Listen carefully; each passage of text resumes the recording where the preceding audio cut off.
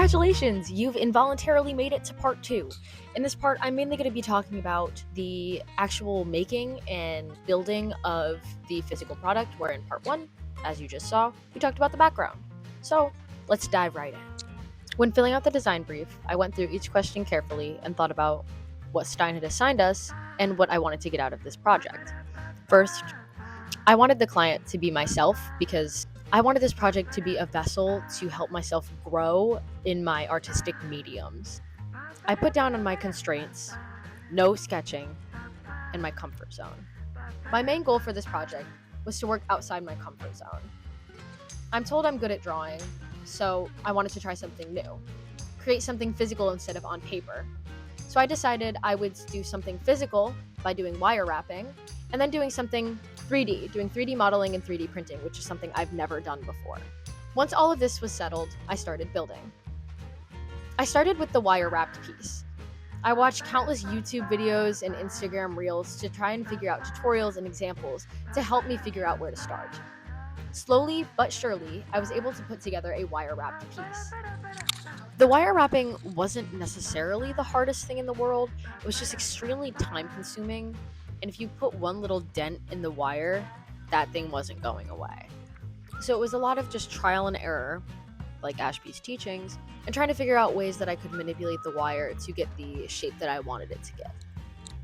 When it came to the stand, I decided that I was going to learn 3D modeling for this creation.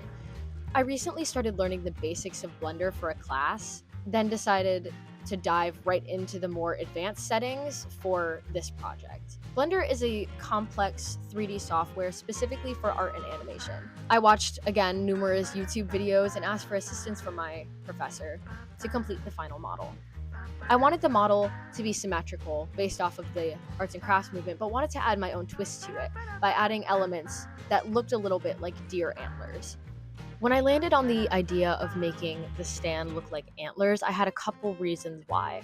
The first reason, deers are super connected to nature, especially where I'm from in the Adirondacks, so it would tie in more of the arts and crafts ideas. Second, deer can be connected to the cycle of life and the cycle of regrowth, so I thought it would be a cool way to kind of show myself shedding my old antlers, being an artist, and breaking something down to learn something new, to grow up to be a better artist, just like how antlers regrow to be stronger every single year. The third reason was more so how I see deer myself. Deer are something that I feel strongly represent femininity and masculinity, and I thought it would be a cool way to tie in an androgynous, elegant, beautiful, yet powerful and strong design. I think the hardest part of this project was definitely the 3D modeling section. 3D modeling is, again, also time consuming in a very different way than wire wrapping is. Blender also isn't a super user-friendly software, so it's very difficult to try and learn in a short period of time, but I'm getting a solid understanding of it now. Once the model was finished in Blender, I had to start figuring out how to 3D print. Big thank you to Robert McMullen for showing me how 3D printing works in this department. About a week before the project was due, I went and tried to go 3D print my project. I came in the next day to finish up my model, assembling all of the pieces, when I found the model had been stopped midway through, and I was told I couldn't use the printers that I was using because I'm not a tech student. This set me back big time. I ended up going to Stein's office, having a big crash out, and had to restart the prints in Stein's office. Overall, this project was a lot. I really tried to push myself outside of my comfort zone, like I had stated in my design brief, trying to learn 2 separate skills at the same time.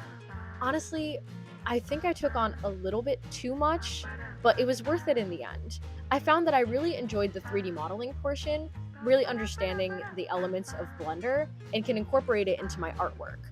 The wire wrapping, on the other hand, I don't know if I'm going to do that again. I may just stick to jewelry making.